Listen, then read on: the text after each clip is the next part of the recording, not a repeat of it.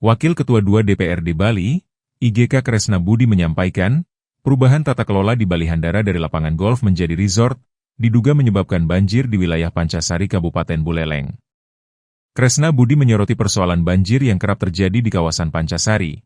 Dalam 1 hingga 2 tahun terakhir ini berbeda dengan kondisi 5 tahun lalu, yang sempat terfokus di depan Pancasari Inn dan telah berhasil ditanggulangi. Sekarang justru muncul banjir di wilayah Balihandara.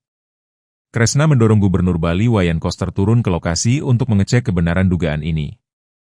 Menurut politisi Partai Golkar ini, berdasarkan pengetahuan dan hasil penelusuran Pansus Trap DPRD Bali, telah terjadi perubahan aktivitas di kawasan Balihandara. Kawasan yang sebelumnya dikenal sebagai lapangan golf, kini disebut mengalami penambahan pembangunan resort. Ia menekankan pengelolaan air di kawasan tersebut seharusnya dilakukan secara mandiri oleh pengelola Balihandara, sebagaimana fungsi awal kawasan sebagai daerah resapan.